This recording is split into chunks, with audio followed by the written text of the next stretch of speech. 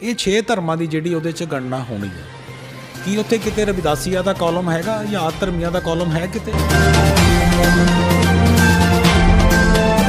ਬੜੀ ਗੌਰ ਦੇ ਨਾਲ ਔਰ ਗੰਭੀਰਤਾ ਨਾਲ ਸੋਚਣ ਵਾਲੀ ਗੱਲ ਆ। ਜੇ ਅੱਜ ਅਸੀਂ ਰਵਿਦਾਸੀਆ ਜਾਂ ਆਦ ਧਰਮੀ ਅਸੀਂ ਸਮਾਜ ਆਪਣੇ ਆਪ ਨੂੰ ਲਿਖਾਉਂਦੇ ਆ ਤੇ ਸਾਡੀ ਗਿਣਤੀ ਕਿਹੜੇ ਕਾਲਮ 'ਚ ਜਾਊਗੀ? ਸਾਡੀ ਗਿਣਤੀ ਜਾਊਗੀ ਹਿੰਦੂਆਂ ਦੇ ਵਿੱਚ। ਇਹ ਪੋਲਿਟਿਕਸ ਨਹੀਂ ਹੈ, ਸਾਡਾ ਮਿਸ਼ਨ ਆ ਵੀ ਅਸੀਂ ਸਿਸਟਮ ਨੂੰ ਚੇਂਜ ਕਰਨਾ ਚਾਹੁੰਦੇ ਹਾਂ। ਉਹ ਲੋਕ ਵੀ ਦੇਖਣਗੇ ਵੀ 70 ਸਾਲ ਅਸੀਂ ਇਹਨਾਂ ਨੂੰ ਵੋਟਾਂ ਪਾ ਕੇ ਕੀ ਚੁਣਿਆ, ਤਾਂ ਆਹ ਜਿਹੜੀ ਹੁਣ ਸਰਕਾਰ ਚੁਣੀ ਹੈ ਸਾਡੇ ਲਈ ਕੀ ਕਰ ਰਹੀ ਹੈ।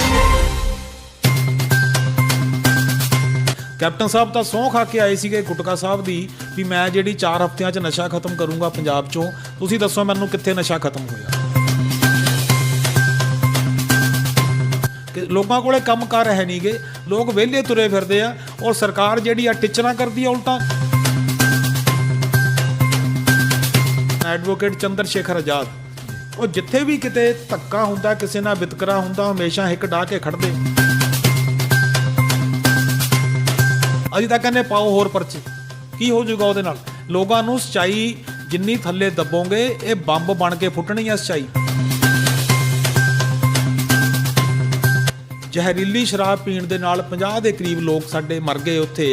ਉਹਨਾਂ ਦਾ ਕੌਣ ਜ਼ਿੰਮੇਵਾਰ ਉਸ ਚੀਜ਼ ਦਾ? ਜਿਸ ਘਰ ਦਾ ਜੀ ਚਲੇ ਗਿਆ ਉਹਦਾ ਕੌਣ ਜ਼ਿੰਮੇਦਾਰ ਆ? ਮੈਂ ਪੁੱਛਣਾ ਚਾਹੁੰਦਾ ਸਰਕਾਰ ਨੂੰ, ਖਾਸ ਕਰਕੇ ਕੇਂਦਰ ਸਰਕਾਰ ਨੂੰ, ਤੁਸੀਂ ਇਹ ਜਿਹੜੀਆਂ ਸਹੂਲਤਾਂ ਦੇ ਰਹੇ ਹੋ, ਸਹੂਲਤਾਂ ਨਹੀਂ ਦੇ ਰਹੇ, ਤੁਸੀਂ ਲੋਕਾਂ ਨੂੰ ਇੱਕ ਨਰਕ ਦੀ ਭੱਠੀ 'ਚ ਸੁੱਟ ਰਹੇ ਹੋ। भाइयों बहनों, मैं रेलवे को बिकने नहीं दूंगा, देश को झुकने नहीं दूंगा, देश को बिकने नहीं दूंगा। आ देखो हुण ही इन्होंने ट्रेनां बेच दित्तियां।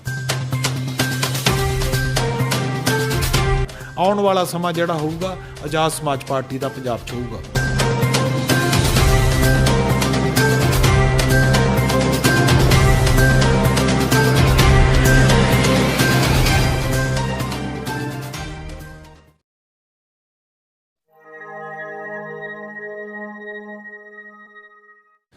मैं हाँ फलजिंदर तू ते तुसी देख रहे हो फैन अंबेडकर टीवी। जिद्दां कि इस चैनल राਹੀਂ ਅਸੀਂ ਨਵੇਂ ਮੁੱਦੇ ਲੈ ਕੇ ਤੁਹਾਡੇ ਨਾਲ ਹਾਜ਼ਰ ਹੁੰਦੇ ਹਾਂ।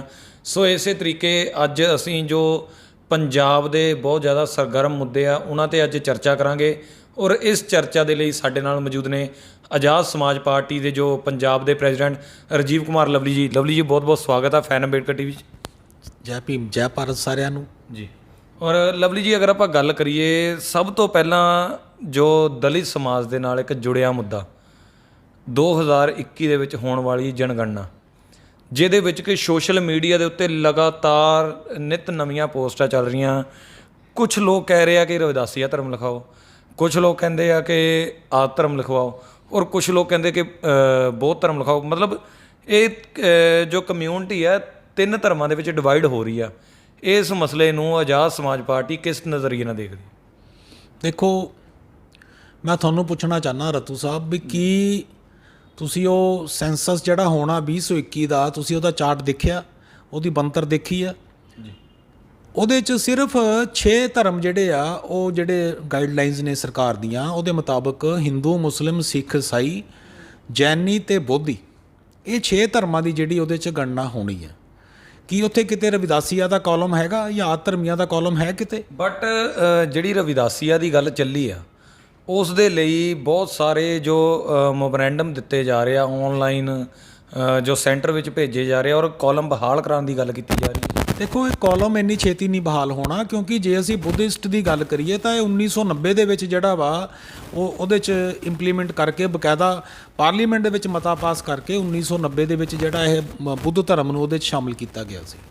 ਸੋ ਕਹਿਣ ਤੋਂ ਮੇਰਾ ਭਾਵ ਕੀ ਆ ਵੀ ਜੇ ਅੱਜ ਸਾਡੀਆਂ ਸਮਾਜਿਕ ਤੇ ਧਾਰਮਿਕ ਜਥੇਬੰਦੀਆਂ ਨੇ ਇਹ ਬੀੜਾ ਚੁੱਕਿਆ ਵੀ ਇਹਨੂੰ ਅਸੀਂ ਜਿਹੜਾ ਵਾ ਸ਼ਾਮਲ ਕਰਾਈਏ, ਤਾਂ ਇੰਨੀ ਛੇਤੀ ਨਹੀਂ ਇਹ ਮੁੱਦਾ ਹੱਲ ਹੋਣਾ। ਤੇ ਮੈਂ ਤਾਂ ਬਹੁਤ ਇਹ ਗਨੀਮਤ ਸਮਝੂੰਗਾ ਵੀ ਜੇ ਆਉਣ ਵਾਲੇ 10 ਸਾਲ 'ਚ ਵੀ ਇਹ ਅਸੀਂ ਉਹਨੂੰ ਲਿਸਟ 'ਚ ਇਸ ਰਵਿਦਾਸੀਆ ਧਰਮ ਨੂੰ ਪਵਾ ਸਕੀਏ। ਸੋ ਇਹਦੇ ਲਈ ਮੈਂ ਬੇਨਤੀ ਇਹ ਕਰਨੀ ਚਾਹੂੰਗਾ, ਦੇਖੋ ਅੱਜ ਸਾਡਾ ਸਮਾਜ ਸਾਰਾ ਪੜ੍ਹ ਲਿਖ ਗਏ ਨੇ ਬੱਚੇ ਵੀ, ਤੁਸੀਂ ਇਹਨੂੰ ਪਲੀਜ਼ ਬੜੀ ਗੌਰ ਦੇ ਨਾਲ ਔਰ ਗੰਭੀਰਤਾ ਨਾਲ ਸੋਚਣ ਵਾਲੀ ਗੱਲ ਆ। ਜੇ ਅੱਜ ਅਸੀਂ ਰਵਿਦਾਸੀਆ ਜਾਂ ਆਦ ਧਰਮੀ ਅਸੀਂ ਸਮਾਜ ਆਪਣੇ ਆਪ ਨੂੰ ਲਿਖਾਉਂਦੇ ਆ ਤੇ ਸਾਡੀ ਗਿਣਤੀ ਕਿਹੜੇ ਕਾਲਮ 'ਚ ਜਾਊਗੀ? ਸਾਡੀ ਗਿਣਤੀ ਜਾਊਗੀ ਹਿੰਦੂਆਂ ਦੇ ਵਿੱਚ।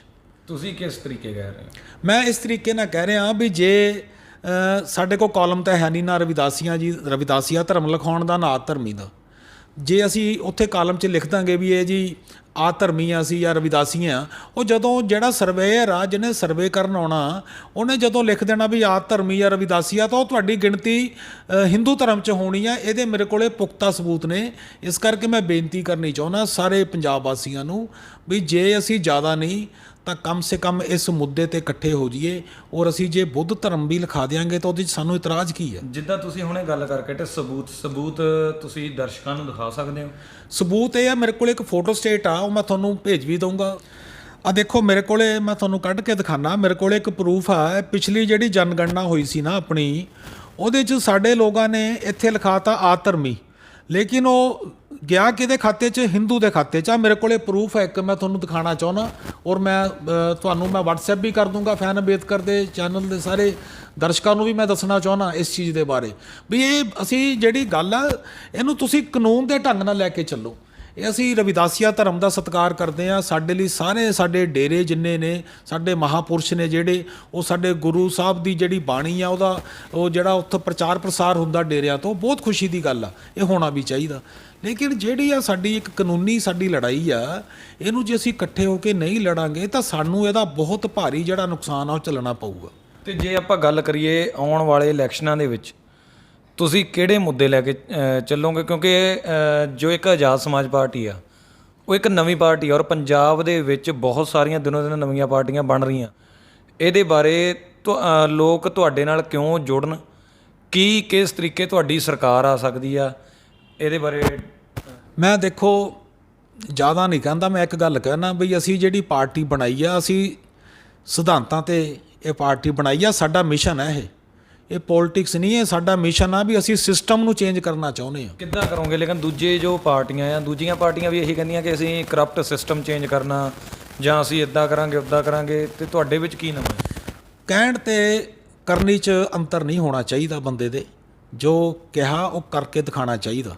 ਮੈਂ ਇੱਕ ਗੱਲ ਦਾ ਤੁਹਾਨੂੰ ਵਿਸ਼ਵਾਸ ਦਿਵਾਉਣਾ, ਦਾਅਵਾ ਨਹੀਂ, ਮੈਂ ਵਾਅਦਾ ਕਰਨਾ ਚਾਹੁੰਦਾ ਪੰਜਾਬ ਦੇ ਲੋਕਾਂ ਦੇ ਨਾਲ ਵੀ ਅਸੀਂ ਜਿਹੜੀ ਕਮਿਟਮੈਂਟ ਕਰਕੇ ਆਵਾਂਗੇ 22 ਦੇ ਵਿੱਚ, ਉਹਨੂੰ ਅਸੀਂ 101% ਨੇਪਰੇ ਚਾੜਾਂਗੇ। ਅਸੀਂ ਜੇ ਸਿਸਟਮ ਨੂੰ ਬਦਲਣ ਦੀ ਗੱਲ ਕੀਤੀ ਹੈ ਤਾਂ ਸਿਸਟਮ ਬਦਲਾਂਗੇ। ਕੀ ਕਮਿਟਮੈਂਟ ਜੋ ਕਰਨੀ ਤੁਸੀਂ ਸੋਚੋਗੇ ਪਹਿਲਾਂ? ਨਹੀਂ, ਬਿਲਕੁਲ ਨਹੀਂ।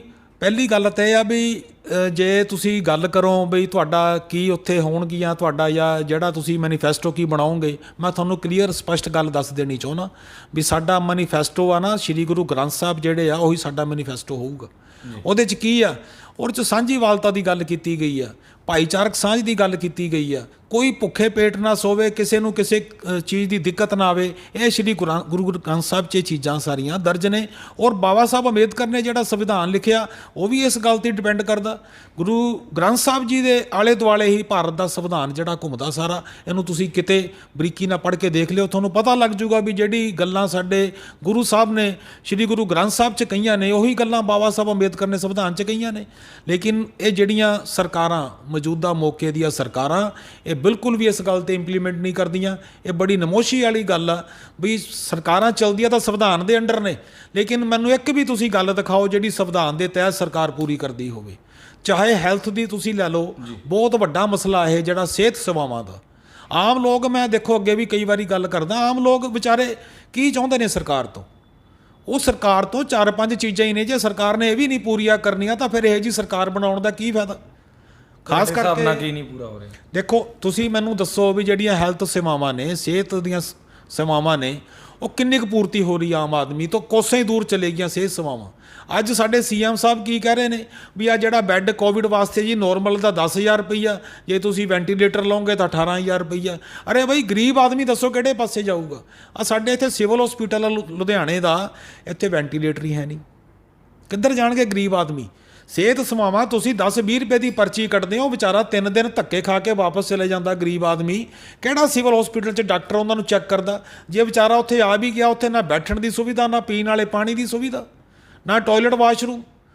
ਗਰਭਵਤੀ ਔਰਤਾਂ ਵਿਚਾਰੀਆਂ ਖੜੀਆਂ ਨੇ, ਥੱਲੇ ਬੈਠ ਜਾਂਦੀਆਂ ਨੇ ਵਿਚਾਰੀਆਂ ਅੱਕੇ, ਜੇ ਨਹੀਂ ਤਾਂ ਨਾਲ ਚੱਲੋ ਮੇਰੇ, ਤੁਹਾਨੂੰ ਮੈਂ ਦਿਖਾਣਾ। ਇਹ ਹਾਲਾਤ ਨੇ ਸਾਡੇ ਸਿਹਤ ਸੇਵਾਵਾਂ ਦੇ। ਔਰ ਹਜ਼ਾਰਾਂ ਹੀ ਕਰੋੜ ਦਾ ਬਜਟ ਇਹਦਾ ਬਣਦਾ, ਚਾਹੇ ਅਸੀਂ ਪੇਂਡੂ ਹਲਕੇ ਦੀ ਗੱਲ ਕਰੀਏ, ਚਾਹੇ ਅਸੀਂ ਸ਼ਹਿਰੀ ਹਲਕੇ ਦੀ ਗੱਲ ਕਰੀਏ। ਤੁਸੀਂ ਮੈਨੂੰ ਦੱਸੋ ਵੀ ਸਿਹਤ ਸੇਵਾਵਾਂ ਦੇ ਵਿੱਚ ਆਮ ਆਦਮੀ ਜਿਹੜਾ ਵਿਚਾਰਾ ਹੈਂਡ ਟੂ ਮਾਊਥ ਆ, 300-400 ਰੁਪਈਆ ਰੋਜ਼ ਦਾ ਕਮਾਉਣ ਵਾਲਾ ਬੰਦਾ, ਕੀ ਉਹ 18,000 ਰੁਪਈਆ ਬੈੱਡ ਦਾ ਭਰ ਦੂਗਾ ਪ੍ਰਾਈਵੇਟ? ਹੋ ਹੀ ਨਹੀਂ ਸਕਦਾ। ਇਹ ਸਰਕਾਰਾਂ ਨੂੰ ਸੋਚਣੀਆਂ ਪੈਣੀਆਂ ਚੀਜ਼ਾਂ।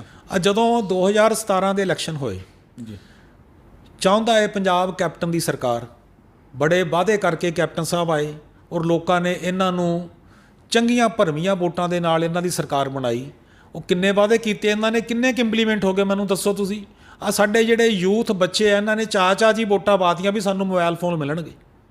ਮੋਬਾਈਲ ਫੋਨ 8-10 ਹਜ਼ਾਰ ਦੀ ਚੀਜ਼ ਆ, ਜਾਂ ਜਿਹੜਾ ਤੁਸੀਂ ਕਹਿ ਰਹੇ ਸੀ ਵੀ ਹਰ ਘਰ ਨੌਕਰੀ ਦੇਵਾਂਗੇ, ਕੀ ਨੌਕਰੀ ਮਿਲ ਗਈ? ਕੀ ਬੱਚਿਆਂ ਨੂੰ ਮੋਬਾਈਲ ਫੋਨ ਮਿਲ ਗਏ? ਕੀ ਲੋਕਾਂ ਨੂੰ ਪੈਨਸ਼ਨਾਂ ਜਿਹੜੀਆਂ 2500 ਮਿਲਣੀਆਂ ਸੀ, ਬਜ਼ੁਰਗਾਂ ਨੂੰ ਪੈਨਸ਼ਨਾਂ, ਵਿਧਵਾ ਪੈਨਸ਼ਨਾਂ ਮਿਲ ਗਈਆਂ? ਇਹ ਸਿਰਫ ਲਿਫਾਫੇਬਾਜ਼ੀ ਇਹਨਾਂ ਸਰਕਾਰਾਂ ਨਹੀਂ ਚੱਲਣੀਆਂ। ਲੋਕ ਹੁਣ ਸਮਝਦਾਰ ਹੋ ਚੁੱਕੇ ਆ, ਲੋਕਾਂ ਨੂੰ ਅਵੇਅਰਨੈਸ ਆ ਗਈ ਹੈ। ਪਰ ਗੱਲ ਕਰੀਏ ਤਾਂ ਪੰਜਾਬ ਦੇ, ਜੇ ਆਪਾਂ ਪਿਛੋਕੜ ਨੂੰ ਝਾਤ ਮਾਰੀਏ ਤਾਂ ਸ਼ੁਰੂ ਤੋਂ ਹੀ ਇਦਾਂ ਹੋ ਰਿਹਾ ਕਿ ਅਕਾਲੀ ਔਰ ਕਾਂਗਰਸ ਤੇ ਆਜ਼ਾਦ ਸਮਾਜ ਪਾਰਟੀ ਕੀ ਨਵਾਂ ਕਰੂ? ਬਿਲਕੁਲ ਇਹੀ ਅਸੀਂ ਚੇਂਜ ਕਰਨੀ ਚਾਹੁੰਦੇ ਹਾਂ। ਅਸੀਂ ਲੋਕਾਂ ਨੂੰ ਇਸ ਲਾਇਕ ਬਣਾਵਾਂਗੇ ਵੀ ਉਹ ਬੱਚੇ, ਉਹ ਘਰ, ਉਹ ਮਾਂ-ਬਾਪ ਆਪਣੇ ਹੱਥੀਂ ਆਪਣੇ ਬੱਚੇ ਨੂੰ ਮੋਬਾਈਲ ਖਰੀਦ ਕੇ ਦੇਣ। ਇੱਦਾਂ ਦੀ ਵਿਵਸਥਾ ਜਿਹੜੀ ਅਸੀਂ ਪੰਜਾਬ 'ਚ ਕਾਇਮ ਕਰਾਂਗੇ। ਇਹਨਾਂ ਦੇ ਜਿਹੜੇ ਲੋਕਾਂ ਦੇ, ਸਾਡਿਆਂ ਦੇ ਰੋਜ਼ਗਾਰ ਖੁੱਸ ਚੁੱਕੇ ਨੇ, ਉਹ ਦੁਬਾਰਾ ਬਹਾਲ ਕਰਾਂਗੇ। ਜਿਹੜੇ ਬਿਜਲੀ ਦੇ ਰੇਟ ਇੰਨੇ ਵਧੇ ਹੋਏ ਆ, ਉਹਨੂੰ ਘੱਟ ਕਰਾਂਗੇ।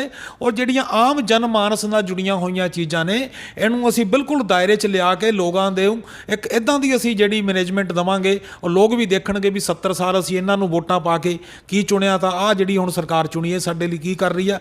ਇਹ ਤੁਹਾਨੂੰ ਮੈਂ ਵਾਅਦਾ ਕਰਦਾ ਇਸ ਚੀਜ਼ ਦਾ ਵੀ ਇਹ ਜਿਹੜਾ ਅਸੀਂ, ਮੈਂ ਬਾਰ-ਬਾਰ ਕਹਿ ਰਿਹਾ ਵੀ ਸ਼੍ਰੀ ਗੁਰੂ ਗ੍ਰੰਥ ਸਾਹਿਬ ਹੀ ਸਾਡਾ ਜਿਹੜਾ ਮੈਨੀਫੈਸਟੋ ਹੋਊਗਾ, ਉਹ ਮੈਂ ਐਵੇਂ ਨਹੀਂ ਕਹਿ ਰਿਹਾ। ਮੈਂ ਤੁਹਾਨੂੰ ਇੱਕ ਗੱਲ ਜ਼ਰੂਰ ਵਿਸ਼ਵਾਸ ਦਿਵਾਉਣਾ ਚਾਹੁੰਦਾ ਸਾਰੇ ਤੁਹਾਡੇ ਚੈਨਲ ਦੇ ਮਾਧਿਅਮ, ਤੁਹਾਡੇ ਜਿਹੜੇ ਲੋਕ ਦੇਖਦੇ ਨੇ ਜਾਂ ਪੰਜਾਬ ਵਾਸੀਆਂ ਨੂੰ, ਵੀ ਤੁਸੀਂ ਜੇ ਸਾਨੂੰ ਇੱਕ ਵਾਰੀ 2022 'ਚ ਮੌਕਾ ਦਿਓਗੇ ਤਾਂ ਅਸੀਂ ਤੁਹਾਨੂੰ ਦੱਸਾਂਗੇ ਵੀ ਇਹ ਸਰਕਾਰ ਚੱਲਦੀ ਕਿਵੇਂ ਹੈ। ਲਵਲੀ ਜੀ, ਜਿੱਦਾਂ ਕਿ ਅਗਰ ਆਪਾਂ ਗੱਲ ਕਰੀਏ ਸਰਕਾਰ ਬਣਾਉਣ ਦੇ ਵਿੱਚ ਇੱਕ ਸਭ ਤੋਂ ਵੱਡਾ ਹੱਥ ਜਿਹੜਾ ਆ, ਤੁਸੀਂ ਵੀ ਗੱਲ ਕਰਕੇ ਕਿ ਨੌਜਵਾਨਾਂ ਨੇ ਚਾਅ 'ਚ ਵੋਟਾਂ ਪਾਈਆਂ ਮੋਬਾਈਲਾਂ ਦੇ ਲਾਲਚ, ਔਰ ਸਭ ਤੋਂ ਵੱਡਾ ਹੱਥ ਤਾਂ ਯੂਥ ਦਾ ਆ। ਕੀ ਤੁਹਾਡੇ ਨਾਲ ਯੂਥ ਜੁੜਿਆ ਜਾਂ ਕਿਸ ਤਰੀਕੇ ਜੁੜੇ ਯੂਥ ਤੁਹਾਡੇ ਨਾਲ? ਦੇਖੋ, ਬਹੁਤ ਤੁਸੀਂ ਇਹ ਵਧੀਆ ਪੁੱਛਿਆ। ਆ ਪਿੱਛੇ ਜੇ ਇੱਕ ਗਾਣਾ ਰਿਲੀਜ਼ ਹੋਇਆ ਸੀ ਸਿੱਧੂ ਮੂਸੇਵਾਲੇ ਦਾ ਜੀ, ਗੱਭਰੂ ਤੇ ਕੇਸ, ਜਿਵੇਂ ਸੰਜੇ ਦੱਤ ਤੇ ਕੋਈ ਟਾਡਾ ਵਗੈਰਾ ਲੱਗਿਆ ਸੀ ਸੰਜੇ ਦੱਤ ਤੇ, ਉਹ ਕੋਈ AK-47 ਜਿਹੜੀ ਆ ਉਦੋਂ ਰਿਕਵਰ ਹੋਈ ਸੀ। ਇਹ ਮੈਂ ਸੋਚਦਾ ਵੀ ਆ, ਕਈ ਵਾਰੀ ਅਸੀਂ ਗੱਲ ਵੀ ਕਰਦੇ ਹਾਂ ਵੀ ਇਹ ਸਰਕਾਰਾਂ ਇਹਨਾਂ ਨੂੰ ਕਿਉਂ ਸ਼ੈਲਟਰ ਦਿੰਦੀਆਂ ਨੇ, ਕਿਸ ਤਰੀਕੇ ਨਾਲ? ਇਹ ਜਿੱਦਾਂ ਸਿੱਧੂ ਮੂਸੇਵਾਲੇ ਨੇ ਸ਼ੂਟਿੰਗ ਰੇਂਜ 'ਚ ਜਾ ਕੇ ਉੱਥੇ ਸ਼ੂਟਿੰਗ ਕੀਤੀ, ਬਕਾਇਦਾ ਸਾਰਾ ਉਹਦੀਆਂ ਵੀਡੀਓ ਵਾਇਰਲ ਹੋਈਆਂ, ਅਖਬਾਰਾਂ 'ਚ ਖਬਰਾਂ ਲੱਗੀਆਂ। ਲੇਕਿਨ ਜਦੋਂ ਇਨਕੁਆਇਰੀ ਹੋਈ, ਇਨਕੁਆਇਰੀ 'ਚ ਕੱਢਤਾ ਵੀ ਇਹ ਤਾਂ ਜੀ ਟੋਏ ਗਨ ਸੀ ਇਹਦੇ ਕੋਲੇ। ਜੇ ਟੋਏ ਗਨ ਸੀਗੀ ਤਾਂ ਉੱਥੇ ਫਿਰ ਪੁਲਿਸ ਮੁਲਾਜ਼ਮ ਕੀ ਕਰ ਰਹੇ ਸੀਗੇ, ਔਰ ਸ਼ੂਟਿੰਗ ਰੇਂਜ ਦੇ ਵਿੱਚ ਕਿੱਦਾਂ ਜਾ ਵੜਿਆ ਉਹ? ਇਹ ਖਿਲਵਾੜ ਸਾਰਾਸਾਰ ਜਿਹੜਾ ਸਾਡੇ ਲੋਕਾਂ ਨਾਲ ਹੋ ਰਿਹਾ, ਜਿਹੜੇ ਖਾਸ ਕਰਕੇ ਯੂਥ ਜਿਹੜਾ ਵਾ, ਯੂਥ ਜਿਹੜੇ ਅੱਜ ਕੱਲ੍ਹ ਦੇ ਸਾਡੇ ਆਈਕਨ ਨੇ, ਜਿਹੜੇ ਪੰਜਾਬੀ ਸਿੰਗਰ ਨੇ, ਇਹਨਾਂ ਨੂੰ ਲੋਕ ਬੜੇ ਚਾਅ ਨਾਲ ਸੁਣਦੇ ਨੇ। ਜੇ ਇਹੋ ਜਿਹੇ ਗੀਤ ਉੱਥੇ ਵਾਇਰਲ ਹੋਣਗੇ, ਮੈਂ ਤਾਂ ਇਹ ਵੀ ਗੱਲ ਕਹੂੰਗਾ ਵੀ ਸਰਕਾਰਾਂ ਖੁਦ ਇਹਨਾਂ ਨੂੰ ਸ਼ੈਲਟਰ ਦੇ ਰਹੀਆਂ ਨੇ। ਪਰ ਅਸਲ ਦੇ ਵਿੱਚ ਗੀਤ ਤਾਂ ਇਸੇ ਤਰੀਕੇ ਤੇ ਚੱਲ ਰਿਹਾ। ਬਿਲਕੁਲ ਇਹ ਗਲਤ ਟ੍ਰੈਂਡ ਆ ਇਹ।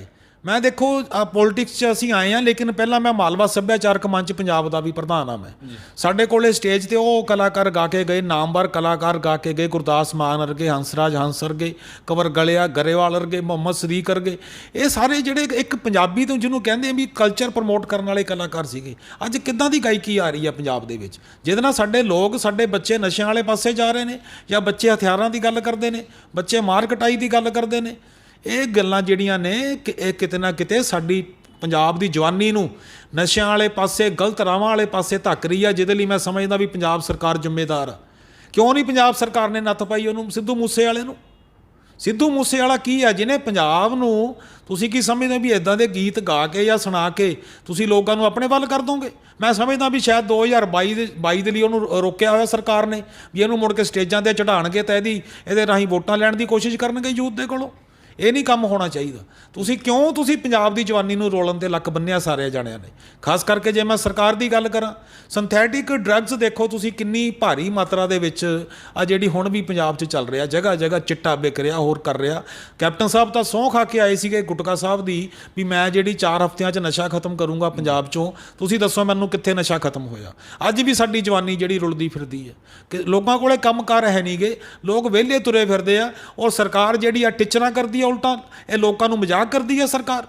ਵੀ ਅਸੀਂ ਤੁਹਾਨੂੰ ਜਿਹੜੀ ਆ ਮੋਬਾਈਲ ਦੇਵਾਂਗੇ, ਤੁਹਾਨੂੰ ਅਸੀਂ ਘਰ ਘਰ ਨੌਕਰੀ ਦੇਵਾਂਗੇ, ਤੁਹਾਨੂੰ ਅਸੀਂ ਪੈਨਸ਼ਨਾਂ ਦੇਵਾਂਗੇ। ਕਿੱਥੇ ਗਏ ਸਾਰੇ ਵਾਅਦੇ? ਉਹ ਆ 1.5 ਸਾਲ ਰਹਿ ਗਿਆ ਸਾਰਾ। 1.5 ਸਾਲ ਤੋਂ ਬਾਅਦ ਜਦੋਂ 22 ਦੇ ਵਿੱਚ ਇਲੈਕਸ਼ਨ ਆਣੇ ਆ, ਇਹੀ ਪੰਜਾਬ ਦੇ ਲੋਕ ਜਿਹੜੇ ਆ ਸਰਕਾਰ ਨੂੰ ਜਵਾਬ ਦੇਣਗੇ। ਉਹ ਸਰਕਾਰ ਨੂੰ ਇਹ ਚੇਤੇ ਆਊਗਾ ਵੀ ਅਸੀਂ ਪਿਛਲੇ ਵਾਰੀ ਕੀ ਕਾਰੇ ਕੀਤੇ ਸੀ ਜਿਹੜੇ ਸਾਨੂੰ ਇਸ ਲਾਇਕ ਵੀ ਨਹੀਂ ਛੱਡਿਆ ਵੀ ਇਹ ਓਪੋਜੀਸ਼ਨ ਜੋਗੇ ਵੀ ਰਹਿ ਜਾਣ। ਇੱਦਾਂ ਦੇ ਹਾਲਾਤ ਬਣਨਗੇ। ਇਸ ਕਰਕੇ ਮੈਂ ਸਾਰੇ ਪੰਜਾਬ ਵਾਸੀਆਂ ਨੂੰ ਇਹ ਬੇਨਤੀ ਕਰਨੀ ਚਾਹੁੰਦਾ ਵੀ ਤੁਸੀਂ ਇੱਕ ਬਦਲ ਇੱਦਾਂ ਦਾ ਤਿਆਰ ਕਰਨਾ, ਕਿਉਂਕਿ ਲੋਕਾਂ ਦੇ ਕੋਲੇ ਪਾਵਰ ਆ। ਲੋਕਾਂ ਕੋਲੇ ਕਾਹਦੀ ਪਾਵਰ ਆ? ਵੋਟ ਦੀ। ਜਿਹੜੀ ਬਾਬਾ ਸਾਹਿਬ ਅੰਬੇਦਕਰ ਨੇ ਇੱਕ ਹੱਕ ਲੈ ਕੇ ਦਿੱਤਾ ਸਾਨੂੰ ਵੋਟ ਦਾ, ਉਹ ਤੁਸੀਂ ਕਿਸੇ ਤੇ ਡਾਂਗ ਸੋਟਾ ਨਹੀਂ ਮਾਰਨਾ। ਆਪਣੀ ਵੋਟਾਂ ਦੇ ਰਾਹੀਂ ਤੁਸੀਂ ਆਪਣੀ ਹਮਦਰਦੀ, ਆਪਣੀ ਹਤਿਆਸ਼ੀ ਜਿਹੜੀ ਸਰਕਾਰ ਚੁਣ ਸਕਦੇ ਹੋ। ਇਸ ਕਰਕੇ ਮੈਂ ਖਾਸ ਕਰਕੇ ਯੂਥ ਨੂੰ ਇਹ ਬੇਨਤੀ ਕਰਨੀ ਚਾਹੁੰਦਾ, ਪੰਜਾਬ ਦੇ ਯੂਥ ਨੂੰ ਬੇਨਤੀ ਕਰਨੀ ਚਾਹੁੰਦਾ ਵੀ ਇੱਕ ਮੌਕਾ ਤੁਸੀਂ ਸਾਨੂੰ ਦੇਣਾ। ਕਿਉਂਕਿ ਜਿਹੜੇ ਸਾਡੇ ਕੌਮੀ ਪ੍ਰਧਾਨ ਐਡਵੋਕੇਟ ਚੰਦਰ ਸ਼ੇਖਰ ਆਜ਼ਾਦ, ਉਹ ਜਿੱਥੇ ਵੀ ਕਿਤੇ ਧੱਕਾ ਹੁੰਦਾ, ਕਿਸੇ ਨਾਲ ਵਿਤਕਰਾ ਹੁੰਦਾ, ਹਮੇਸ਼ਾ ਹਿੱਕ ਡਾਹ ਕੇ ਖੜਦੇ ਆ। ਪਰ ਉਹਨਾਂ ਨੂੰ ਤਾਂ ਅੰਦਰ ਕਰ ਦਿੱਤਾ ਜਾਂਦਾ, ਕੋਈ ਨਾ ਕੋਈ ਪਰਚਾ ਪਾਇਆ ਜਾਂਦਾ। ਦੇਖੋ, ਜੇ ਕਿਸੇ ਧੱਕਾ ਹੋ ਰਿਹਾ ਕਿਤੇ ਖੜਨਗੇ ਨਾ ਜਾ ਕੇ, ਤਾਂ ਉੱਥੇ ਸਰਕਾਰ ਨੇ ਤਾਂ ਆਪਣੀ ਜੁੱਤੀ ਉੱਤੇ ਰੱਖਣੀ ਹੋਈ ਆ। ਪਰਚੇ ਤਾਂ ਉਹਨਾਂ ਤੇ ਪਾ ਦੇ ਜਿਹੜੇ ਲੋਕਾਂ ਦੀ ਉੱਥੇ ਮਦਦ ਕਰਨ ਵਾਸਤੇ ਗਏ। ਕੀ ਚੰਦਰ ਸ਼ੇਖਰ ਨੇ ਇਦਾਂ ਦੇ ਵਾਹਿਆਤ ਗਾਣੇ ਗਾਏ ਸੀਗੇ? ਕੀ ਚੰਦਰ ਸ਼ੇਖਰ ਨੇ ਕੋਈ AK-47 ਚਲਾਤੀ ਸੀ? ਮੈਂ ਪੁੱਛਣਾ ਚਾਹੁੰਦਾ ਸਰਕਾਰ ਨੂੰ ਵੀ ਜੇ ਤੁਸੀਂ ਲੋਕਾਂ ਨੂੰ ਪ੍ਰੋਟੈਕਟ ਨਹੀਂ ਕਰਨਾ, ਸਾਡੀਆਂ ਉੱਥੇ ਸੰਸਥਾਵਾਂ ਜਾ ਕੇ ਸਾਡੇ ਲੋਕ ਪ੍ਰੋਟੈਕਟ ਕਰਦੇ ਆ, ਤੁਸੀਂ ਉਹਨਾਂ ਦੇ ਉਲਟਾ ਪਰਚੇ ਪਾਤੇ ਔਰ ਦੇਸ਼ ਧਰੋਹ ਦਾ ਪਰਚਾ ਪਾਤਾ। ਔਰ ਤੇ 2 ਸਾਲ 1.5 ਸਾਲ ਚੰਦਰ ਸ਼ੇਖਰ ਜੀ ਅੰਦਰ ਰਹਿ ਕੇ ਆਏ ਨੇ। ਕੀ ਹੋ ਗਿਆ? ਬਲਕਿ ਸਮਾਜ ਨੂੰ ਇਕਜੁੱਟ ਕਰਨ ਦਾ ਮੌਕਾ ਮਿਲਿਆ ਹੋਰ ਜ਼ਿਆਦਾ। ਅਸੀਂ ਤਾਂ ਕਹਿੰਦੇ ਪਾਓ ਹੋਰ ਪਰਚੇ। ਕੀ ਹੋ ਜਾਊਗਾ ਉਹਦੇ ਨਾਲ? ਲੋਕਾਂ ਨੂੰ ਸੱਚਾਈ ਜਿੰਨੀ ਥੱਲੇ ਦੱਬੋਗੇ, ਇਹ ਬੰਬ ਬਣ ਕੇ ਫੁੱਟਣੀ ਆ ਸੱਚਾਈ। ਸੋ ਇਹ ਜਿਹੜੇ ਚੰਦਰ ਸ਼ੇਖਰ ਤੇ ਪਰਚੇ ਪਏ ਆ, ਮੈਂ ਤਾਂ ਕਹਿੰਦਾ ਵੀ 10 ਪਰਚੇ ਹੋਰ ਪਾਓ। ਕੀ ਹੋ ਜਾਊਗਾ ਉਹਦੇ ਨਾਲ? ਇਹ ਲੋਕ ਬਲਕਿ ਯੂਨਾਈਟ ਹੋ ਰਹੇ ਨੇ। ਹੁਣ ਲੋਕ ਸਮਾਜ ਜਾਗ ਚੁੱਕਿਆ। ਇਹ ਜਿਹੜੇ ਆਉਣ ਵਾਲੇ ਇਲੈਕਸ਼ਨ ਆ ਨਾ 22 ਦੇ, ਚਾਹੇ ਉੱਤਰ ਪ੍ਰਦੇਸ਼ ਦੀ ਗੱਲ ਕਰਾਂ ਚਾਹੇ ਪੰਜਾਬ ਦੀ, ਲੋਕ ਇਹਦਾ ਮੂੰਹ ਤੋੜ ਜਵਾਬ ਦੇਣਗੇ। ਇਹ ਅੱਜ ਮੈਂ ਤੁਹਾਡੇ ਚੈਨਲ ਰਾਹੀਂ ਇਹ ਮੈਂ ਦੱਸ ਦੇਣਾ ਚਾਹੁੰਦਾ ਵੀ ਇਹ ਜਿਹੜੇ, ਕਿਉਂਕਿ ਦੇਖੋ ਲੋਕ ਅਵੇਅਰ ਹੋ ਚੁੱਕੇ ਆ। ਜੇ ਮੈਂ ਪੰਜਾਬ ਸਰਕਾਰ ਦੀ ਗੱਲ ਕਰਾਂ, ਇਹਨਾਂ ਦੀ ਐਕਸਾਈਜ਼ ਪਾਲਿਸੀ ਕਿੱਥੇ ਆ?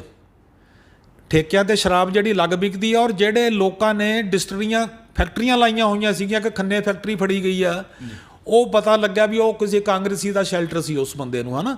ਇੱਦਾਂ ਜੇ ਸਰਕਾਰ ਹੀ ਸ਼ੈਲਟਰ ਦਊਗੀ ਇਹ ਪੁੱਠੇ ਕੰਮ ਕਰਨ ਨੂੰ, ਇੱਕ ਤਾਂ ਸਾਨੂੰ ਮਾਲੀਏ ਦਾ ਨੁਕਸਾਨ ਹੋਇਆ, ਜਿਹੜਾ ਐਕਸਾਈਜ਼ ਕੰਨੀਓ ਪੈਸਾ ਆਉਣਾ ਸੀ ਉਹਦਾ ਘਾਟਾ ਹੋਇਆ। ਔਰ ਆ ਕੱਲ੍ਹ ਜਿਹੜੇ ਤਰਨਤਾਰਨ ਜ਼ਹਿਰੀਲੀ ਸ਼ਰਾਬ ਪੀਣ ਦੇ ਨਾਲ 50 ਦੇ ਕਰੀਬ ਲੋਕ ਸਾਡੇ ਮਰ ਗਏ ਉੱਥੇ, ਉਹਨਾਂ ਦਾ ਕੌਣ ਜ਼ਿੰਮੇਵਾਰ ਉਸ ਚੀਜ਼ ਦਾ? ਜਿਸ ਘਰ ਦਾ ਜੀ ਚਲੇ ਗਿਆ ਉਹਦਾ ਕੌਣ ਜ਼ਿੰਮੇਦਾਰ ਆ? ਇਹ ਸਰਕਾਰ ਦੀਆਂ ਪਾਲਿਸੀਆਂ ਟੋਟਲੀ ਫੇਲ ਆ।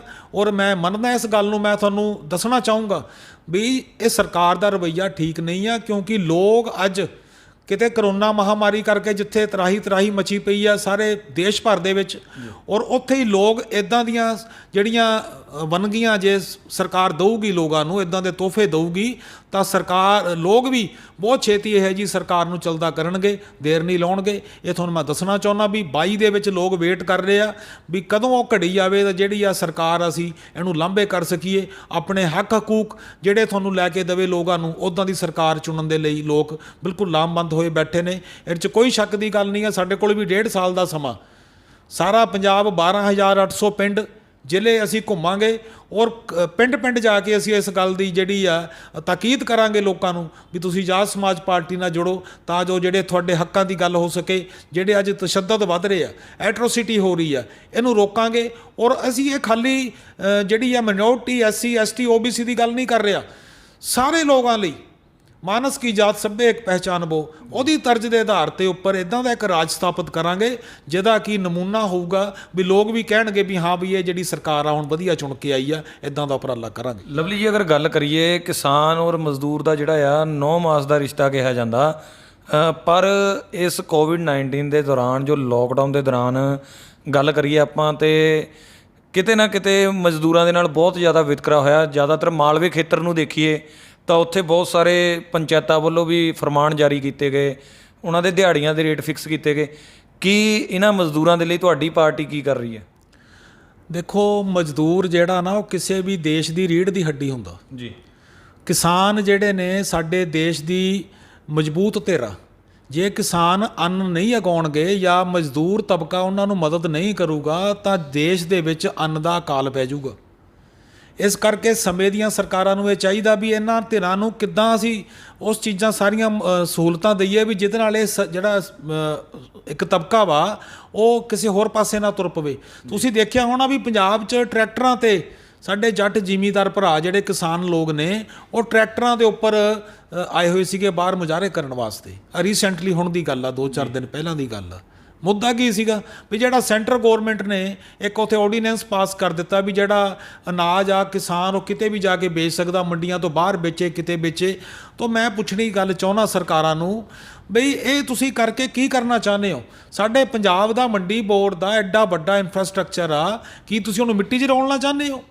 ਕੀ ਤੁਸੀਂ ਚਾਹੁੰਦੇ ਹੋ ਵੀ ਅਡਾਨੀ ਵਰਗੀਆਂ ਜਿਹੜੇ ਧਨਾੜ ਪਾਰਟੀਆਂ ਨੇ ਉਹ ਜੱਟ ਦੀ ਜਾ ਕੇ ਜ਼ਮੀਨ ਦਾ ਉੱਥੇ ਮੁੱਲ ਕਰਨ ਵੀ ਜੇ 10 ਕਿੱਲੇ 'ਚ ਕਣਕ ਖੜੀ ਆ ਤਾਂ ਮੈਂ ਤੈਨੂੰ ਇਹਦਾ ਆਹ ਰੇਟ ਦੇਣਾ ਵਾ ਤੇ ਆਹ ਰੇਟ ਦੇਣਾ? ਮੈਂ ਪੁੱਛਣਾ ਚਾਹੁੰਦਾ ਸਰਕਾਰ ਨੂੰ, ਖਾਸ ਕਰਕੇ ਕੇਂਦਰ ਸਰਕਾਰ ਨੂੰ, ਤੁਸੀਂ ਇਹ ਜਿਹੜੀਆਂ ਸਹੂਲਤਾਂ ਦੇ ਰਹੇ ਹੋ ਸਹੂਲਤਾਂ ਨਹੀਂ ਦੇ ਰਹੇ, ਤੁਸੀਂ ਲੋਕਾਂ ਨੂੰ ਇੱਕ ਨਰਕ ਦੀ ਭੱਠੀ 'ਚ ਸੁੱਟ ਰਹੇ ਹੋ। ਇਹਦੇ ਨਾਲ ਜਿਹੜਾ ਸਾਡਾ ਗਰੀਬ ਤਬਕਾ ਵਾ, ਜਿਹੜਾ ਲੇਬਰ ਤਬਕਾ, ਤੁਸੀਂ ਦੇਖਿਆ ਹੋਣਾ ਕਰੋਨਾ ਦੇ ਵਿੱਚ ਜਦੋਂ ਮਾਈਗ੍ਰੈਂਟ ਲੇਬਰ ਆਪਣੇ ਪਿੰਡਾਂ ਨੂੰ ਵਾਪਸ ਜਾ ਰਹੀ ਸੀ ਕੀ ਹਾਲਾਤ ਹੋਏ ਉਹਨਾਂ ਦੇ। ਉਹ ਲੋਕ ਵਿਚਾਰੇ ਸੜਕਾਂ ਤੇ ਮਰ ਗਏ, ਕੋਈ ਟ੍ਰੇਨਾਂ ਦੀਆਂ ਪਟਰੀਆਂ ਤੇ 20 ਲੋਕ ਕੱਟ ਕੇ ਮਰ ਗਏ, ਕੋਈ ਵਿਚਾਰੇ ਟਰੱਕ ਮੋਟਰਸਾਈਕਲ ਥੱਲੇ ਆ ਕੇ ਮਰ ਗਏ ਲੋਕ। ਕੀ ਸਾਡੀ ਸਰਕਾਰ ਨੇ ਉਹਨਾਂ ਬਾਰੇ ਸੋਚਿਆ? ਕਦੀ ਵੀ ਨਹੀਂ। ਜੇ ਸਰਕਾਰਾਂ ਉਹਨਾਂ ਦੀਆਂ ਸੋਚਦੀਆਂ ਤਾਂ ਉਹ ਲੋਕ ਕਿਤੇ ਨਾ ਜਾਂਦੇ। ਉਹ ਲੋਕ ਇੱਥੇ ਤੁਹਾਡੀ ਬਾਹਾਂ ਬਣ ਕੇ ਖੜਦੇ ਤੁਹਾਡੇ ਨਾਲ, ਲੇਕਿਨ ਕਿਸੇ ਨੇ ਉਹਨਾਂ ਦੀ ਸਾਰ ਨਹੀਂ ਲਈ ਗਰੀਬਾਂ ਦੀ। ਮੈਂ ਮਨਰੇਗਾ ਬਾਰੇ ਤੁਹਾਨੂੰ ਦੱਸਣਾ ਚਾਹੁੰਦਾ, ਇਹ ਮਨਰੇਗਾ ਜਿਹੜੀਆਂ ਸਕੀਮ ਆ ਇਹਦੀਆਂ ਵੀ ਅਲੱਗ-ਅਲੱਗ ਸਟੇਟ 'ਚ ਅਲੱਗ-ਅਲੱਗ ਰੇਟ ਹੈ ਇਹਨਾਂ ਦੇ ਜੀ। ਜੇ ਯੂਪੀ ਦੇ ਵਿੱਚ 180 ਰੁਪਏ ਦਿਹਾੜੀ ਮਿਲਦੀ ਆ, ਪੰਜਾਬ 'ਚ 230 ਰੁਪਏ ਮਿਲਦੀ ਹੈ। ਜੇ ਰਾਜਸਥਾਨ 'ਚ 230 ਮਿਲਦੀ ਆ ਤਾਂ ਮਹਾਰਾਸ਼ਟਰ ਦੇ ਵਿੱਚ 300 ਮਿਲਦੀ ਹੈ। ਟਾਈਮ ਉਹੀ, ਬੰਦੇ ਉਹੀ, ਕੰਮ ਵੀ ਉਹੀ, ਤਾਂ ਇਹ ਰੇਟ ਦਾ ਡਿਫਰੈਂਸ ਕਿਉਂ ਆ? ਕਈ ਵਾਰ ਤਾਂ ਕੀ ਆ, ਕਾਗਜ਼ਾਂ ਦੇ ਵਿੱਚ ਹੀ ਬੰਦੇ ਦਾ ਨਾਮ ਪਾਇਆ ਜਾ ਰਿਹਾ ਲੇਕਿਨ ਉਹ ਪੈਸੇ ਲੈ ਲਿੱਤੇ ਜਾਂਦੇ ਨੇ ਤੇ ਬੰਦੇ ਉੱਥੇ ਹੈ ਨਹੀਂ ਮੌਕੇ ਤੇ। ਇਹ ਸਾਰੀਆਂ ਠੱਗੀਆਂ ਠੋਰੀਆਂ ਦੇ ਅਸੀਂ ਸਿਸਟਮ ਦਾ, ਮੈਂ ਤਾਈਓ ਕਹਿ ਰਿਹਾ ਬਾਰ-ਬਾਰ ਵੀ ਇਹ ਸਿਸਟਮ ਨੂੰ ਦਰੁਸਤ ਕਰਨਾ ਪੈਣਾ। ਦੇਖੋ ਸਾਡੇ ਦੇਸ਼ ਦੇ ਪ੍ਰਧਾਨ ਮੰਤਰੀ ਮਾਣਯੋਗ ਨਰਿੰਦਰ ਮੋਦੀ ਜੀ ਨੇ ਜੀ ਕਈ ਵਾਰੀ ਇਹ ਵੀਡੀਓ 'ਤੇ ਤੁਸੀਂ ਦੇਖਿਆ ਹੋਣਾ ਗੱਲ ਕਹੀ, ਇਹ ਆਪਣੀ ਬਾਈਟ 'ਚ ਬੋਲਦੇ ਨੇ, ਭਾਈਓ ਬਹਿਨੋ मैं रेलवे को बिकने नहीं दूंगा, देश को झुकने नहीं दूंगा, देश को बिकने नहीं दूंगा। आ देखो हुण ही इन्होंने ट्रेनां बेच दित्तियां, अदानियां नूं ट्रेनां बेचतियां, प्राइवेटाइजेशन कर दिता रेलवे का। उहदे नाल तुहानूं पता की फर्क पैना? एक तो मन मर्जी का किराया लगूगा, दूजा जिहड़ी तुसीं इंप्लॉयमेंट जिहड़ी लोगों नूं देनी सी वो प्राइवेट हत्थां 'ਚ चलेगी। सेंट्रल गौरमेंट का इंपलाई होना एक होर चीज़ है, एक प्राइवेट संस्था का इंपलाई होना होर चीज़ आ। ये सारा कुछ तो बेची जाने आ, इन्हां दी करनी ते कथनी 'ਚ फर्क आ। यही गल्लां दा चंद्रशेखर विरोध करदा, जिहड़ी तुसीं परचियां दी गल कीती सी ना, चंद्रशेखर जी इन्हां गल्लां दा जे विरोध करदे आ ते उन्हां दे परचा पिया जांदा क्योंकि वो सच बोलदा। मैं दस देना चाहुंदा देश की सरकार नूं भी एक चंद्रशेखर नहीं लखां ही चंद्रशेखर हुण इन्हां दे मगर खड़ गए ने, तुसीं किन्ने किते परचे पाओगे। सो ये ਜਿਹੜੇ ਸਾਡੇ किसान भरा ने, ਸਾਡੇ ਜਿਹੜੇ ਲੇਬਰ ਤਬਕਾ ਵਾ, ਇਹਨਾਂ ਨੂੰ ਸਾਨੂੰ ਬੁੱਕਲ 'ਚ ਲੈ ਕੇ ਕੰਮ ਕਰਨਾ ਪੈਣਾ ਔਰ ਅਸੀਂ ਇਸ ਲਾਇਕ ਬਣਾਵਾਂਗੇ ਕਿਸਾਨ ਭਰਾਵਾਂ ਨੂੰ ਵੀ ਇਹਨਾਂ ਨੂੰ ਸਬਸਿਡੀ ਦੀ ਵੀ ਜ਼ਰੂਰਤ ਨਾ ਪਵੇ, ਇਹਨਾਂ ਨੂੰ ਫ੍ਰੀ ਬਿਜਲੀ ਦੀ ਜ਼ਰੂਰਤ ਨਾ ਪਵੇ। ਉਹ ਜਿਹੜੇ ਲੋਨ ਲੈ ਲੈ ਕੇ ਲੋਕ ਸਾਡੇ ਵਿਚਾਰੇ ਕਿਸਾਨ ਭਰਾ ਆਤਮ ਹੱਤਿਆ ਕਰ ਰਹੇ ਨੇ, ਲੋੜ ਨਾ ਪਵੇ, ਨਾ ਸਾਡੇ ਕਿਸਾਨ ਭਰਾ ਆਤਮ ਹੱਤਿਆ ਕਰਨਗੇ ਨਾ ਸੁਸਾਈਡ ਕਰਨਗੇ। ਇੱਦਾਂ ਦੀ ਵਿਵਸਥਾ ਪਰਿਵਰਤਨ ਅਸੀਂ ਚਾਹੁੰਦੇ ਹਾਂ ਵੀ ਜਿਹੜਾ ਆਮ ਜਨਮਾਨਸ ਆ ਜਿਹੜਾ ਉਹ ਇੱਕ ਬਹੁਤ ਖੁਸ਼ੀ ਔਰ ਖੁਸ਼ਹਾਲ ਜੀਵਨ ਜਿਹੜਾ ਬਤੀਤ ਕਰ ਸਕੇ। ਔਰ ਜਿਹੜੇ ਸਾਡੀ ਯੂਥ ਦੇਖੋ ਤੁਸੀਂ ਆ ਬੱਚੇ ਬਾਹਰ ਤੁਰੇ ਫਿਰਦੇ ਨੇ ਸਾਡੇ, ਕੋਈ ਕੈਨੇਡਾ ਜਾਣ ਨੂੰ, ਕੋਈ ਅਮਰੀਕਾ ਜਾਣ ਨੂੰ, ਇੰਗਲੈਂਡ, ਕੁਵੈਤ, ਅਰਬ ਕੰਟਰੀਜ਼, ਉੱਥੇ ਜਾ ਕੇ ਉਹ ਲੋਕ ਕਿਉਂ ਜਾਣਾ ਚਾਹੁੰਦੇ ਨੇ? ਕਿਉਂਕਿ ਦੇਸ਼ 'ਚ ਹੈ ਕੁਛ ਨਹੀਂ ਗਾ। 70 ਸਾਲ ਤੋਂ ਜਦੋਂ ਦਾ ਮੁਲਕ ਆਜ਼ਾਦ ਹੋਇਆ ਤੁਸੀਂ ਮੈਨੂੰ ਦੱਸੋ ਵੀ ਕੀ ਇਹਨਾਂ ਨੇ ਯੂਥ ਵਾਸਤੇ ਕੀਤਾ? ਇੱਕ ਵੀ ਮੈਨੂੰ ਦਿਖਾਓ ਤੁਸੀਂ ਇੱਦਾਂ ਦਾ ਕੰਮ ਵੀ ਸੈਂਟਰ ਗੌਰਮੈਂਟ ਨੇ ਕੋਈ ਚੱਜ ਦਾ ਕੰਮ ਕੀਤਾ ਹੋਵੇ। ਸਟੇਟ ਨੂੰ ਤਾਂ ਛੱਡੋ, ਤੁਸੀਂ ਸਟੇਟ ਕੋਲੇ ਤਾਂ ਪਾਵਰਾਂ ਹੀ ਬਹੁਤ ਥੋੜ੍ਹੀਆਂ ਰਹਿ ਗਈਆਂ ਹੁਣ ਤਾਂ। ਸੋ ਕਹਿਣ ਤੋਂ ਮੇਰਾ ਭਾਵ ਕੀ ਆ ਵੀ ਜਿਹੜੀ ਸਾਡੀ ਜੇ ਕਿਸਾਨ ਭਰਾ ਸਾਡੇ ਅੰਨ ਨਹੀਂ ਉਗਾਉਣਗੇ ਜਾਂ ਉਹਨਾਂ ਦਾ ਲੇਬਰ ਸਾਥ ਨਹੀਂ ਦਊਗੀ ਤਾਂ ਦੇਸ਼ ਭੁੱਖਮਰੀ ਦਾ ਸ਼ਿਕਾਰ ਹੋ ਜਾਊਗਾ। ਇਹ ਮੈਂ ਦੱਸਣਾ ਚਾਹੁੰਦਾ ਇੱਥੇ ਆ ਪਿੱਛੇ ਜੇ ਇੱਕ ਡਾਟਾ ਲਾਗੂ ਹੋਇਆ, ਉਹਦੇ 'ਚ ਕੀ ਦੱਸਿਆ ਗਿਆ ਵੀ ਅੱਜ ਵੀ ਦੇਸ਼ ਦੇ ਵਿੱਚ 20 ਕਰੋੜ ਜਿਹੜੇ ਲੋਕ ਨੇ ਰਾਤ ਨੂੰ ਬਿਨਾਂ ਅੰਨ ਤੋਂ ਸੌਂਦੇ ਨੇ, ਖਾਣ ਨੂੰ ਉਹਨਾਂ ਨੂੰ ਨਹੀਂ ਲੱਭ ਰਿਹਾ। ਤੇ ਸਾਡੀਆਂ ਸਰਕਾਰਾਂ ਦੀਆਂ ਪਾਲਿਸੀਆਂ ਦੇਖ ਲਓ ਕੀ ਆ, ਅਨਾਜ ਬਿਨਾਂ ਸ਼ੈੱਡਾਂ ਤੋਂ ਪਿਆ, ਬਾਰਿਸ਼ ਪੈਂਦੀ ਆ, ਅਨਾਜ ਖਰਾਬ ਹੋ ਜਾਂਦਾ, ਗਲ ਜਵੇ, ਲੇਕਿਨ ਕਿਸੇ ਗਰੀਬ ਦੇ ਮੂੰਹ 'ਚ ਨਾ ਪਵੇ। ਇਹ ਸਰਕਾਰ ਦੀਆਂ ਪਾਲਿਸੀਆਂ ਨੇ। ਕਿਉਂ ਨਹੀਂ ਤੁਸੀਂ ਉਹ ਗਰੀਬ ਆਦਮੀ ਜਿਹੜਾ 20 ਕਰੋੜ ਲੋਕ ਅੱਜ ਵੀ 2020 ਦੇ ਵਿੱਚ ਉਹ ਰਾਤ ਨੂੰ ਭੁੱਖੇ ਸੌਂਦੇ ਨੇ ਲੋਕ, ਕੀ ਮਤਲਬ ਇਸ ਚੀਜ਼ ਦਾ? ਤੁਸੀਂ ਇੱਕ ਸੁਪਰ ਪਾਵਰ ਬਣਾਉਣਾ ਚਾਹੁੰਦੇ ਹੋ ਦੇਸ਼ ਨੂੰ, ਇੱਦਾਂ ਸੁਪਰ ਪਾਵਰ ਬਣੂਗੀ? ਪਰ ਲਵਲੀ ਜੀ ਇੱਕ ਗੱਲ ਆ ਕਿ ਜਿਹੜੀ ਤੁਸੀਂ ਹੁਣ ਅਨਾਜ ਦੀ ਗੱਲ ਕਰਕੇ ਹਟੇ ਹੋ, ਅਨਾਜ ਤਾਂ ਸਰਕਾਰ ਵੱਲੋਂ ਉੱਪਰੋਂ ਤਾਂ ਪੂਰਾ ਆ ਰਿਹਾ, ਉਹ ਤਾਂ ਨੀਚੇ ਜੋ ਲੀਡਰ ਹੈਗੇ ਉਹਨਾਂ ਨੇ ਦੇਖਣਾ ਨਾ, ਉਹਨਾਂ ਨੇ ਬਿਲਕੁਲ ਦੇਖੋ ਆ ਜਿਹੜਾ ਹੁਣ ਕਰੋਨਾ ਡਿਜ਼ੀਜ਼ ਦੇ ਵਿੱਚ ਜਿਹੜਾ ਸੈਂਟਰ ਗੌਰਮੈਂਟ ਨੇ ਭੇਜਿਆ, ਜੇ ਮੈਂ ਪੰਜਾਬ ਦੀ ਗੱਲ ਕਰਾਂ, ਆ ਕੱਲ ਪਰਸੋਂ ਇੱਕ ਟੀਵੀ ਤੇ ਡਿਬੇਟ ਮੈਂ ਦੇਖ ਰਿਹਾ ਸੀਗਾ, ਉਹਦੇ 'ਚ ਬੜਾ ਰੌਲਾ ਪੈ ਰਿਹਾ ਜੀ ਵੀ ਇਹ ਅਨਾਜ ਇੰਨਾ ਆਇਆ ਤੇ ਇੰਨਾ ਗਬਨ ਹੋ ਗਿਆ, ਇਹਦਾ ਪਤਾ ਹੀ ਨਹੀਂ ਕਿੱਥੇ ਗਿਆ। ਉਹ ਯਾਰ ਹੱਦ ਹੋ ਗਈ ਤੁਹਾਡੇ ਵਾਲੀ। ਉਹ ਗਰੀਬ ਆਦਮੀ ਦੇ ਜਿਹੜਾ ਅਨਾਜ ਮੂੰਹ 'ਚ ਪੈਣਾ ਵਿਚਾਰੇ ਦੇ, ਉਹਨੂੰ ਡਿਸਟ੍ਰੀਬਿਊਟ ਕਰਨ ਦੇ ਵਿੱਚ ਹੀ ਜੇ ਤੁਸੀਂ ਠੱਗੀਆਂ ਠੋਰੀਆਂ ਕਰੀ ਜਾਓਗੇ ਤਾਂ ਇਸ ਤੋਂ ਹੋਰ ਗਿਰੀ ਹੋਈ ਗੱਲ ਕਿਹੜੀ ਹੋ ਸਕਦੀ ਹੈ। ਤੁਹਾਡਾ ਇੱਕ ਦਵਾਨੀ ਤੁਸੀਂ ਦਿੱਤੀ ਨਹੀਂ, ਜੇ ਸੈਂਟਰ ਗੌਰਮੈਂਟ ਨੇ ਅਨਾਜ ਭੇਜਿਆ ਜਾਂ ਦਾਲਾਂ ਭੇਜੀਆਂ ਜਾਂ ਕੁਝ ਵੀ ਭੇਜਿਆ, ਚਾਵਲ ਭੇਜੇ, ਉਹ ਤੁਸੀਂ ਡਿਸਟ੍ਰੀਬਿਊਟ ਕਰਨ ਦੇ ਵਿੱਚ ਹੀ ਠੱਗੀ ਠੋਰੀ ਕਰ ਲਈ। ਕੀ ਮਤਲਬ ਇਸ ਚੀਜ਼ ਦਾ? ਇਹਦੇ ਲਈ ਮੈਂ ਤਾਂ ਹੀ ਬਾਰ-ਬਾਰ ਕਹਿ ਰਿਹਾ, ਚਾਹੇ ਸਟੇਟ ਗੌਰਮੈਂਟ ਆ, ਸੈਂਟਰ ਗੌਰਮੈਂਟ ਆ, ਇਹ ਦੋਨੇ ਜਿਹੜੀਆਂ ਲੋਟੂ ਸਰਕਾਰਾਂ ਨੇ ਨਾ, ਇਹਨਾਂ ਨੂੰ ਚੱਲਦਾ ਕਰਨਗੇ ਲੋਕ 2022 'ਚ ਵੀ ਤੇ 2024 'ਚ ਵੀ। ਸੋ ਲਵਲੀ ਜੀ, ਲਾਸਟ ਦੇ ਵਿੱਚ ਜੋ ਫੈਨ ਅੰਬੇਡਕਰ ਟੀਵੀ ਨੂੰ ਦਰਸ਼ਕ ਦੇਖਦੇ ਨੇ, ਤੁਸੀਂ ਆਪਣੀ ਆਜ਼ਾਦ ਸਮਾਜ ਪਾਰਟੀ ਵੱਲੋਂ ਕੀ ਮੈਸੇਜ ਦੇਣਾ ਚਾਹੁੰਦੇ? ਮੈਂ ਆਜ਼ਾਦ ਸਮਾਜ ਪਾਰਟੀ ਦੇ ਪ੍ਰਧਾਨ ਹੋਣ ਦੇ ਨਾਤੇ ਪੰਜਾਬ ਵਾਸੀਆਂ ਨੂੰ, ਖਾਸ ਕਰਕੇ ਯੂਥ ਨੂੰ ਇਹ ਬੇਨਤੀ ਕਰਨੀ ਚਾਹੁੰਦਾ ਵੀ ਤੁਸੀਂ ਜਦੋਂ ਪਿਛਲੀਆਂ ਸਰਕਾਰਾਂ ਬਣਾਈਆਂ, ਯੂਥ ਨੇ ਬੜਾ ਵੱਧ ਚੜ੍ਹ ਕੇ ਉਹਦੇ 'ਚ ਹਿੱਸਾ ਲਿਆ ਔਰ ਉਹਨਾਂ ਨੇ ਵੱਧ ਚੜ੍ਹ ਕੇ ਵੋਟਾਂ ਪਾਈਆਂ, ਚਾਹੇ ਮੋਬਾਈਲ ਦੇ ਲਾਲਚ ਨੂੰ ਪਾਈਆਂ ਤੇ ਚਾਹੇ ਘਰ ਘਰ ਨੌਕਰੀ ਦੇ ਲਾਲਚ ਨੂੰ ਵੋਟਾਂ ਪਾਈਆਂ। ਇਹ ਮੈਂ ਤੁਹਾਨੂੰ ਦੱਸਣਾ ਚਾਹੁੰਦਾ, ਆਜ਼ਾਦ ਸਮਾਜ ਪਾਰਟੀ ਨਾਲ ਜੁੜੋਗੇ ਤੁਸੀਂ ਲੋਕ, ਤੁਹਾਡੇ ਹੱਕ ਹਕੂਕ ਦੀ ਗੱਲ ਆਜ਼ਾਦ ਸਮਾਜ ਪਾਰਟੀ ਕਰੂਗੀ ਔਰ ਤੁਹਾਨੂੰ ਇਹਨਾਂ ਮੂਹਰੇ ਹੱਥ ਅੱਡਣ ਦੀ ਲੋੜ ਨਹੀਂ ਪਊਗੀ, ਮੰਗਣ ਦੀ ਲੋੜ ਨਹੀਂ ਪਊਗੀ। ਤੁਹਾਨੂੰ ਇਸ ਕਾਬਲ ਬਣਾਵਾਂਗੇ, ਇਸ ਲਾਇਕ ਬਣਾਵਾਂਗੇ ਵੀ ਤੁਸੀਂ ਖੁਦ ਮੋਬਾਈਲ ਖਰੀਦ ਸਕੋ, ਤੁਹਾਨੂੰ ਪੈਨਸ਼ਨਾਂ ਦੀ ਲੋੜ ਨਹੀਂ ਪਊਗੀ। ਇਹ ਗੱਲ ਦੀ ਮੈਂ ਗਰੰਟੀ ਦਿੰਦਾ ਵੀ ਇੱਦਾਂ ਦਾ ਇੱਕ ਸਿਸਟਮ ਤਿਆਰ ਕਰਾਂਗੇ ਜਿਹਦੇ ਨਾਲ ਜਿਹੜੇ ਲੋਕ ਆਪਣੇ ਆਪ ਮੁਹਾਰੇ ਹੋ ਕੇ ਆਪਣਾ ਕੰਮ ਕਰਨਗੇ, ਸਰਕਾਰ ਵੀ ਜਿਹੜਾ ਵਧੀਆ ਸਮੂਥਲੀ ਚੱਲੂਗੀ, ਲੋਕ ਵੀ ਖੁਸ਼ ਰਹਿਣਗੇ। ਇਸ ਕਰਕੇ ਮੈਂ ਬੇਨਤੀ ਕਰਨੀ ਚਾਹੁੰਦਾ, ਜਿਹੜਾ ਸਾਡਾ ਯੂਥ ਆ ਉਹਨਾਂ ਨੂੰ ਇੱਕ ਵਾਰੀ ਇਹ ਸੋਚਣਾ ਪਊਗਾ ਵੀ ਇਹ ਜਿਹੜਾ ਸਾਡਾ ਮੁਲਕ ਆ ਜਾਂ ਸਾਡਾ ਦੇਸ਼ ਆ ਜਾਂ ਸਾਡੀ ਸਟੇਟ ਆ, ਇਹ ਕਿਹੜੇ ਪਾਸੇ ਨੂੰ ਜਾ ਰਿਹਾ। ਇਹ ਬੜੀ ਗੰਭੀਰਤਾ ਨਾਲ ਸੋਚਣ ਦਾ ਵਿਸ਼ਾ ਵਾ, ਚਾਹੇ ਸੈਂਟਰ ਗੌਰਮੈਂਟ ਦੀ ਗੱਲ ਕਰੀਏ, ਚਾਹੇ ਸਟੇਟ ਗੌਰਮੈਂਟ ਦੀ ਗੱਲ ਕਰੀਏ। ਜੇ ਇਹ ਚੰਗੇ ਕੰਮ ਕਰਨ ਤਾਂ ਅਸੀਂ ਚੰਗਾ ਕਹੀਏ ਇਹਨਾਂ ਨੂੰ। ਜਦ ਕੰਮ ਹੀ ਇਹਨਾਂ ਨੇ ਲੋਟੂ ਟੋਲੇ ਵਾਲੇ ਕਰਨੇ ਆ ਤਾਂ ਫਿਰ ਲੋਟੂ ਟੋਲੇ ਹੀ ਕਵਾਂਗੇ, ਹੋਰ ਕੀ ਕਵਾਂਗੇ। ਤੁਸੀਂ ਦੱਸੋ ਮੈਨੂੰ, ਅਖਬਾਰ ਚੱਕ ਕੇ ਦੇਖ ਲਓ ਸਵੇਰੇ, ਜਾਂ ਤੁਸੀਂ ਆਪਣਾ ਸੋਸ਼ਲ ਮੀਡੀਆ ਤੇ ਦੇਖ ਲਓ ਕੀ ਹੋ ਰਿਹਾ ਦੇਸ਼ ਦੇ ਵਿੱਚ। ਸੋ ਕਹਿਣ ਤੋਂ ਮੇਰਾ ਭਾਵ ਕੀ ਆ ਵੀ ਲੋਕਾਂ ਨੂੰ ਚੰਗੀ ਸਹੂਲਤ, ਚੰਗੀ ਫੈਸਿਲਿਟੀਜ਼ ਪ੍ਰੋਵਾਈਡ ਕਰਨਾ ਹੀ ਸਾਡਾ ਇੱਕ ਮਾਤਰ ਜਿਹੜਾ ਸਾਡਾ ਇੱਕ ਸੂਤਰੀ ਕਾਰਜਕ੍ਰਮ ਰਹੂਗਾ। ਅਸੀਂ ਚੇਂਜ ਲਿਆਉਣਾ ਚਾਹੁੰਦੇ ਹਾਂ, ਸਿਸਟਮ 'ਚ ਚੇਂਜ ਲੈ ਕੇ ਆਵਾਂਗੇ ਤਾਂ ਜੋ ਆਮ ਲੋਕ, ਆਮ ਪੰਜਾਬੀ, ਆਮ ਸਾਡੇ ਭੈਣ ਭਰਾ ਵਧੀਆ ਸੁਖੀ ਜਿਹੜਾ ਜੀਵਨ ਆ ਉਹ ਬਤੀਤ ਕਰ ਸਕਣ। ਇਸ ਗੱਲ ਦੀ ਮੈਨੂੰ ਪੂਰਾ ਵਿਸ਼ਵਾਸ ਆ ਵੀ ਲੋਕ ਸਾਡੇ ਤੇ ਵਿਸ਼ਵਾਸ ਕਰਨਗੇ, ਕਿਉਂਕਿ ਇਹ ਵਿਸ਼ਵਾਸ ਦਾ ਸੌਦਾ ਸਾਰਾ। ਜੇ ਲੋਕਾਂ ਦਾ ਤੁਹਾਡੇ ਤੇ ਵਿਸ਼ਵਾਸ ਕਾਇਮ ਹੋ ਗਿਆ ਤਾਂ ਤੁਹਾਨੂੰ ਦੁਨੀਆ ਦੀ ਕੋਈ ਤਾਕਤ ਇੱਧਰੋਂ ਉੱਧਰੋਂ ਨਹੀਂ ਕਰ ਸਕਦੀ। ਇਹ ਲੋਕਾਂ ਨੇ ਵਿਸ਼ਵਾਸਘਾਤ ਕੀਤਾ ਸਰਕਾਰਾਂ ਨੇ ਲੋਕਾਂ ਦੇ ਨਾਲ, ਤਾਂ ਕਰਕੇ ਲੋਕਾਂ ਨੂੰ ਵੀ ਸਮਝ ਆ ਗਈ ਆ ਹੁਣ। ਇਸ ਕਰਕੇ ਲੋਕ ਜਿਹੜੇ ਇਹਨਾਂ ਨੂੰ ਮੂੰਹ ਨਹੀਂ ਲਾਣਗੇ। 2022 ਦੇ ਵਿੱਚ ਜਿਹੜੀ ਸਰਕਾਰ ਬਣੂਗੀ, ਆਜ਼ਾਦ ਸਮਾਜ ਪਾਰਟੀ ਦੀ ਬਣੂਗੀ। ਇਹ ਕਿਉਂਕਿ ਅਸੀਂ ਸਾਰੇ ਪੰਜਾਬ ਦੇ ਵਿੱਚ ਦੌਰੇ ਸ਼ੁਰੂ ਕੀਤੇ ਹੋਏ ਆ ਔਰ ਅਸੀਂ ਜਿਹੜੇ ਵੀ ਪਿੰਡ 'ਚ, ਨਗਰ 'ਚ ਜਾ ਰਹੇ ਹਾਂ, ਵਧੀਆ ਹੁੰਗਾਰਾ ਲੋਕਾਂ ਦਾ ਮਿਲ ਰਿਹਾ। ਆਉਣ ਵਾਲਾ ਸਮਾਂ ਜਿਹੜਾ ਹੋਊਗਾ ਆਜ਼ਾਦ ਸਮਾਜ ਪਾਰਟੀ ਦਾ ਪੰਜਾਬ 'ਚ ਹੋਊਗਾ ਜੀ। ਸੋ ਬਹੁਤ ਬਹੁਤ ਧੰਨਵਾਦ ਜੀ। Thank you. ਜੈ ਭੀਮ, ਜੈ ਭਾਰਤ। ਸੋ ਇਹ ਸਨ ਸਾਡੇ ਨਾਲ ਆਜ਼ਾਦ ਸਮਾਜ ਪਾਰਟੀ ਦੇ ਪੰਜਾਬ ਦੇ ਪ੍ਰਧਾਨ ਰਾਜੀਵ ਕੁਮਾਰ ਲਵਲੀ ਜੀ, ਜਿਨ੍ਹਾਂ ਨੇ ਕਿ ਜੋ ਅੱਜ ਦੇ ਸਰਗਰਮ ਮੁੱਦੇ ਆ ਉਹਨਾਂ ਦੇ ਜੋ ਅੱਜ ਇਸ ਚੈਨਲ 'ਤੇ ਰਾਹੀਂ ਚਰਚਾ ਕੀਤੀ। ਸੋ ਇਸੇ ਤਰ੍ਹਾਂ ਤੁਸੀਂ ਨਵੀਆਂ ਖਬਰਾਂ, ਨਵੀਆਂ ਅਪਡੇਟ ਦੇਖਣ ਦੇ ਲਈ ਚੈਨਲ ਨੂੰ ਸਬਸਕ੍ਰਾਈਬ ਕਰੋ, ਲਾਈਕ ਕਰੋ, ਸ਼ੇਅਰ ਕਰੋ ਔਰ ਕਮੈਂਟਸ ਦੇ ਵਿੱਚ ਆਪਣੀ ਰਾਏ ਜ਼ਰੂਰ ਦਿਓ। ਇਜਾਜ਼ਤ। ਧੰਨਵਾਦ।